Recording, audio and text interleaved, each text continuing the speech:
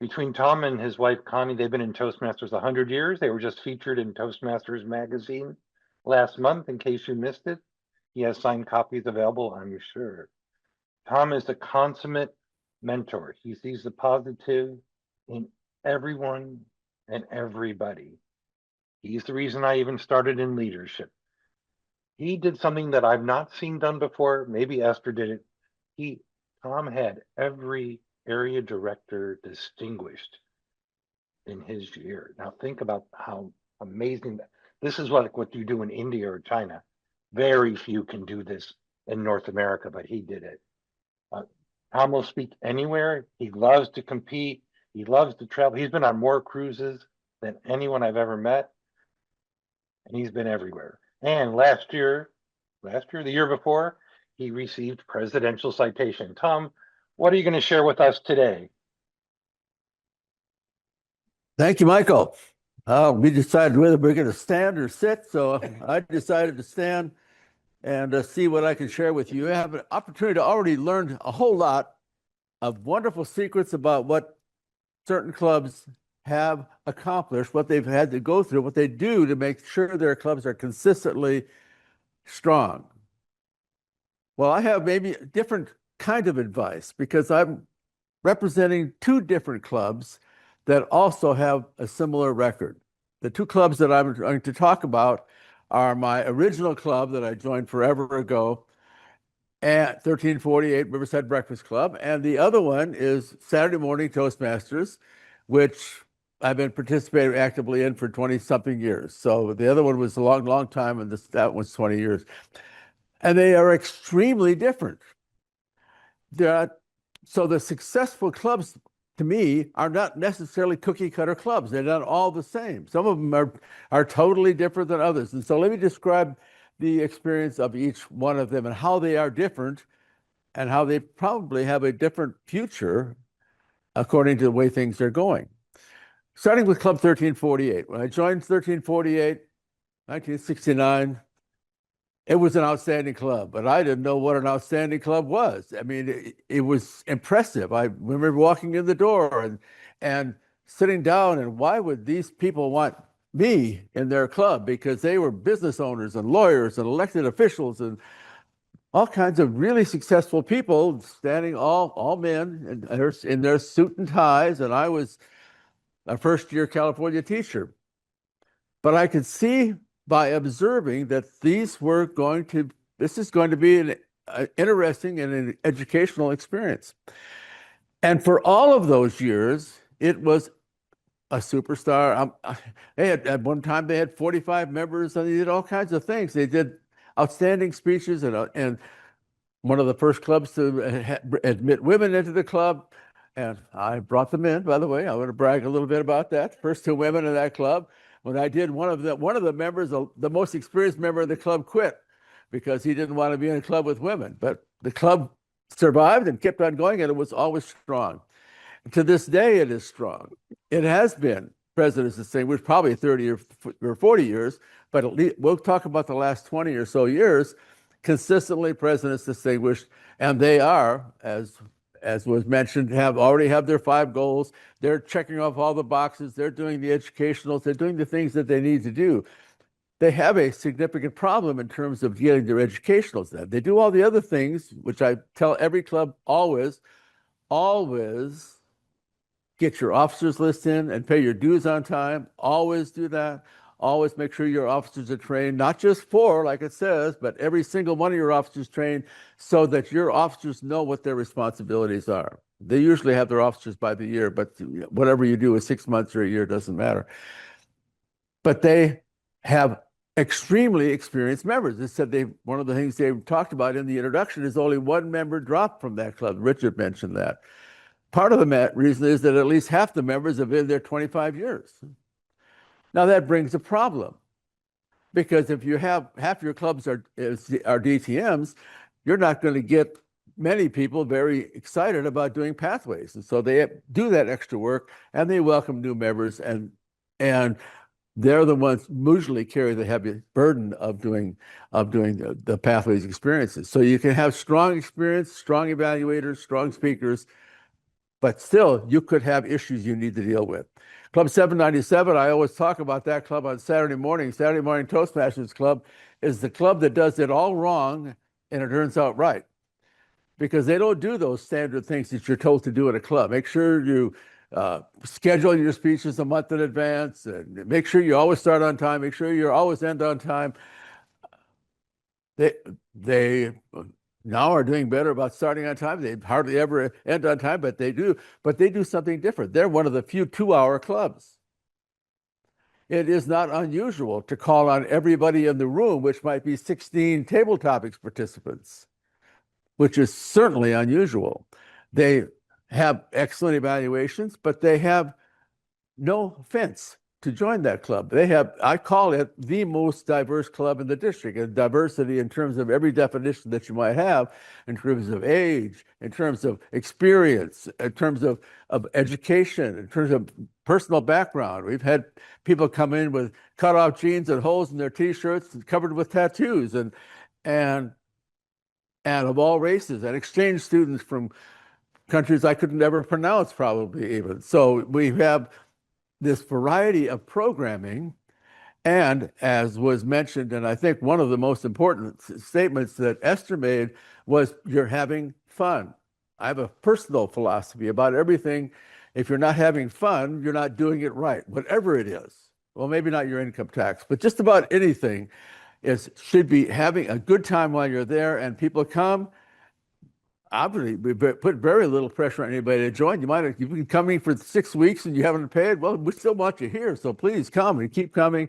And there you have people that really enjoy doing it. Now, one of the things that is different, though, and that is, I hope nobody's listening at international headquarters, because we have had people come that were 16 and participate for a year in our club. And you know what? That adds an extra fun variety to us, because some of us old people never can get young people to listen to us anyway, and they have to listen to us while we're sitting up there giving a speech. So we get that variety of experience, that variety of background, because we have our arms wide open to anyone who walks in the door. They could have been we meet in a park building, so sometimes we get a homeless person walk in off the park and want to listen in, and who knows, maybe we'll turn the Toastmasters in and we'll get them out of their box, Jeremiah. So who knows? But it is a more welcoming place, and it meets of all times on Saturday morning.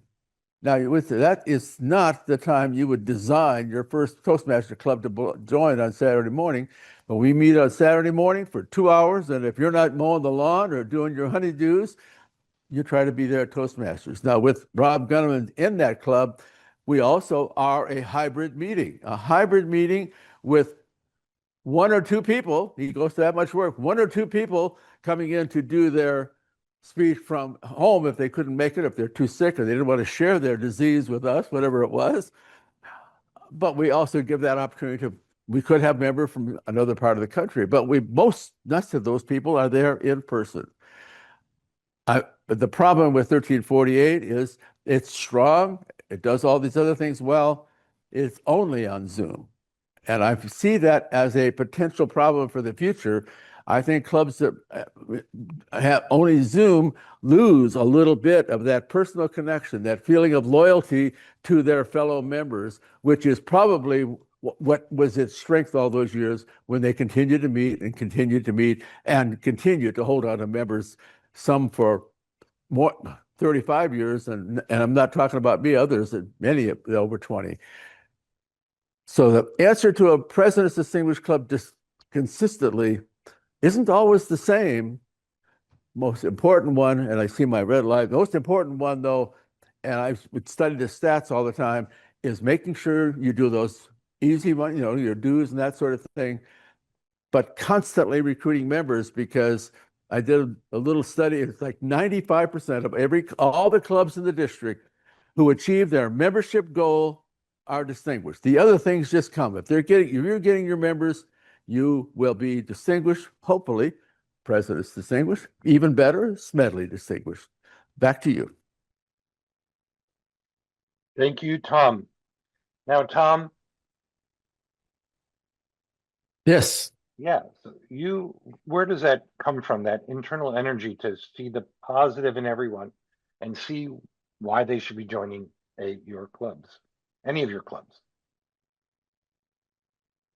Thank you. Yes, matching people to the right club. Now, that's definitely because our clubs in the district have so many personalities. One of the things I want to make sure I mention before we're done, and that is for those members of the audience, if you're in a club that is constantly seeking becoming President's Distinguished, visit a strong club, whether it's one of the ones that is speaking tonight or another club that is consistently distinguished, President's Distinguished, go and visit that club and steal their ideas, whatever those ideas are. Now, I belong to 7 clubs, but anyway, they all have different secrets about what makes them successful or makes them maybe a little less than successful. And if you interview, you see all these contacts, you get contacts about your club, of who wants to join this club, even though they're calling about, say, Saturday morning Toastmasters Club, I'll get a chance to chat with them and find out what their interests are, what are they trying to accomplish, what is their schedule, and I won't have any hesitation whatsoever to recommend a different club for them to go to. Would you come to our club? We'd love to have you come and visit and come and speak, but are you sure that maybe going to Thursday night would not work better for you? If you're interested in writing, maybe you want to go to the Readers and Writers Club that I belong to with my wife, Connie. Or if you're interested in debate, I'd love to have you come and argue with you and disagree with you for an hour and a half every once a month. So everyone has a different motivation, a different goal, what they're trying to accomplish. Find out what is in their heart, what they're really trying to accomplish. If they're just trying to anything in Toastmasters, come and do that. You might want to find a club. And I always recommend, find the club with the best evaluators. Don't look for the club with the best speakers. The best speakers, you'll learn something by listening to those good speakers. But if you're really interested in becoming a really good speaker yourself, contest level or not contest level, whatever you want to accomplish, go to that club that has the greatest evaluators. And I personally have a favoritism because I think qualified speakers as a group are the best evaluators in the district because they have gone through the gauntlet of being evaluated for doing a really great speech and still had people make suggestions on how to improve them. So, Tom, I'm going to stick with you for another question, if you can hear me. I'll try. Between the two of us, maybe we'll get enough ears to. Okay, well, I'm with you, and that's debatable. How did you come up with that idea of that club? Because that was not its original intention. Well, its original intention for that club was it was a Spanish-speaking club. Richard Snyder was the one, he talked to me about it. And I go back and debate a long time ago. I was part of, once upon a time when we were in Founders District, they had a district-wide debate competition. And somebody did it on a Saturday, and they did it like March Madness, where every club that wanted to send a team of 2 people went into that room, and they debated it. And they gave you the topic. Everybody debated the same topic, and basically the same set of information. You debated that topic. If you won, you went on to debate somebody else an hour later. If you lost, you went home with your tail between your legs, theoretically. And by the time they narrowed, at the end of the day, they narrowed it down to 2 teams, and then they went to district, and we were often successful at district. And it was a very popular event at the district conference because people came there and they enjoyed it. Well, debate then, as being a member of the winning team most of the years, that's probably why they canceled it. But anyway, we had different teams. I didn't keep the same partner each time, but it was so much fun. I enjoyed it so much that Richard wanted to have a club, and he had heard me talk about debate and decided we'd try that. So we did it, and it's been going on for 25 years or something. But nobody's ever punched anybody yet, so we're waiting for that to happen. But Love and talk about fun and craziness and having to argue the opposite side. And some very good evaluations as well. As we wrap this up, Tom, give us 2 sentences that you want to share with us that we need to know. 2 sentences about 1348.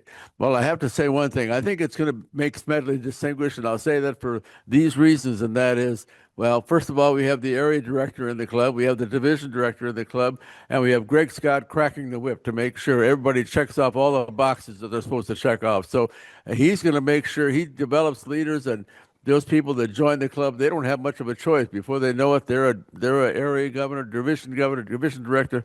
They're doing all those things, and they're following pathways, and they're doing all those things. So between all those three people cracking the web, that's what's going to make it happen. That's great, Tom.